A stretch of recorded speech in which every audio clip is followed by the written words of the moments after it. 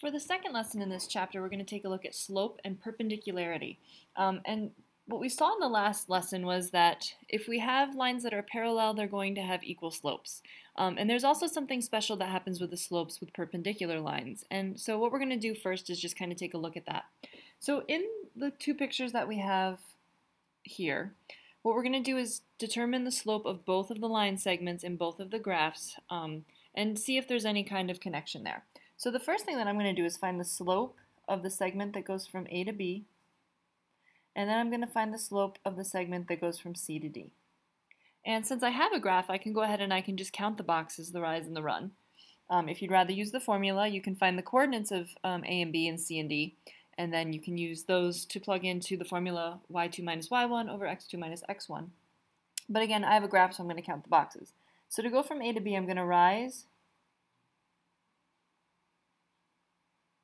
10 units, and then I'm going to run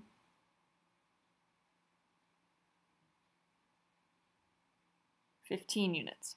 So my rise was 10, my run was 15, and then I can simplify that. I can take a 5 out of both of those, and when I do that, it simplifies down to 2/3. And so I'm just going to double check that that's right and make sure that I can go from A, start at A, and move up 2/3, and I will hit the line every single time I do that. And it looks like if I move up 2/3, I hit the line every time. So my slope of that, the slope of that line segment is 2/3. And then we're going to look at the slope that goes from C to D. This time to go from C to D, I'm going to travel down, so that's a negative. So negative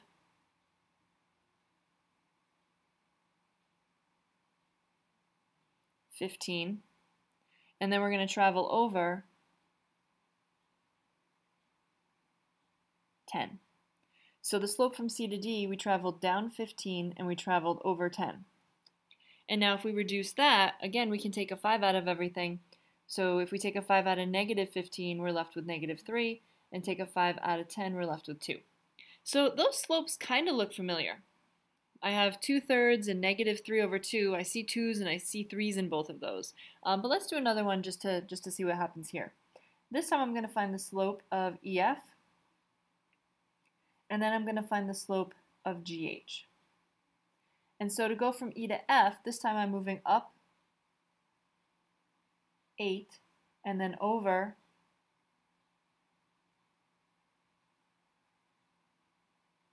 16. So I traveled up 8, that's a positive 8, and then over 16 in the positive direction. And I can take an 8 out of both of those, so that reduces down to 1/2. And then to go from G to H, I'm going to travel down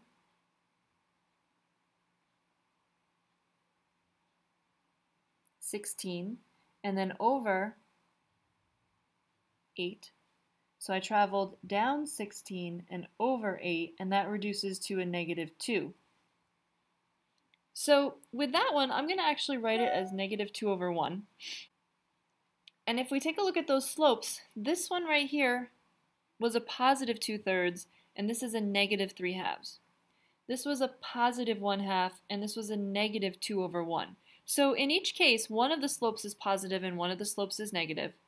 And in one of them, we have 2/3, and in the other one, we have kind of the complete opposite of that fraction, the reciprocal, where that fraction has been flipped.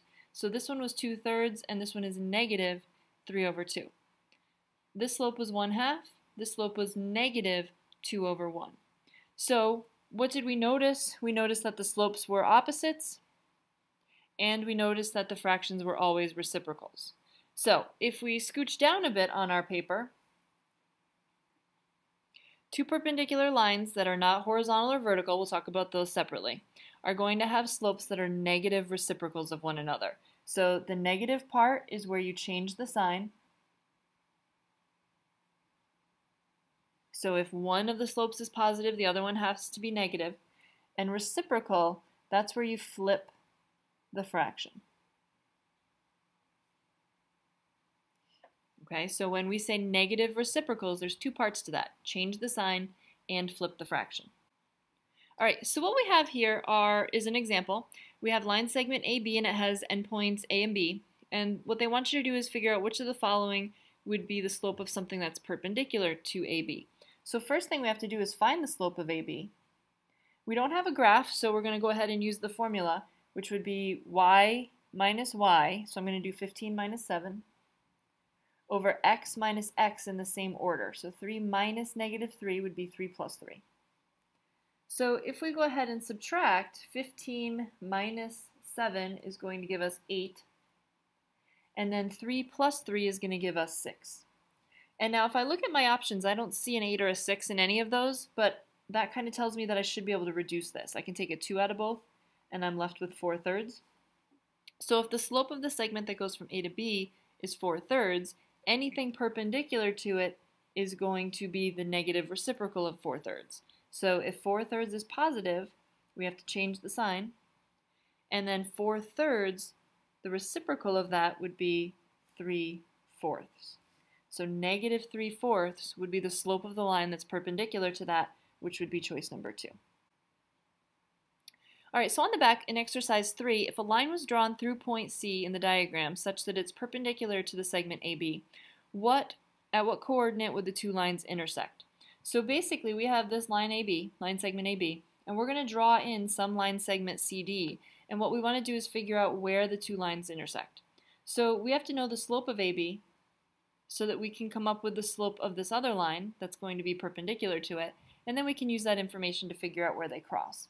So with AB, if I try to find the slope of that one, I have a graph so I can count the boxes. I'm going to travel up 10 units and then over 15 units. So I'm just going to jot that down. The slope of AB, I went up 10 units and I went over 15 units. So I should be able to reduce that, take a 5 out of both, down to 2/3. And so I'm just going to check. If I travel up 2 over 3, up 2 over 3, up 2 over 3, up 2 over 3, I hit the line every time. So I know that I'm right. And so if the slope of AB is 2/3, the slope of the line that goes through C has to be the opposite reciprocal. So 2/3 was positive, so my new slope has to be negative. And the reciprocal of 2/3 is going to be 3 over 2. So that's the negative reciprocal of slope AB. So now from C, I can travel down 3 units and over 2, and I can do that a couple times, and I'm getting farther away from the line, so I'm going to work it backwards. I'm going to go up 3 units and back 2 until I hit the line, and I end up hitting the line right there. So the coordinates of that point, from my origin, the coordinates of that point would be negative 3, positive 3. Okay? So now the next couple, what we're going to do is take a look at some points. We have given the points A, B, C, D. What we want to do is figure out if AB is perpendicular to CD and provide some kind of numerical evidence. So I'm going to find the slope of AB, and I'm going to find the slope of CD, and I'm going to compare their slopes and see if they are opposite reciprocals. So to go from A to B, it looks like I'm traveling up 9 and over 3. And then to travel from C to D, I'm traveling down 2, and then over 8. So if I simplify those, 9 over 3 becomes 3 over 1, or just 3. And negative 2 over 8 becomes negative 1 over 4. So what that tells me is that AB is not perpendicular to CD. And why? Because their slopes are not negative reciprocals. Okay, so the next thing that we have is an example that I'm going to have you try just to finish this off here. So we have triangle ABC, and they give us the coordinates that we can plot on our graph. And what they are asking you is triangle ABC a right triangle?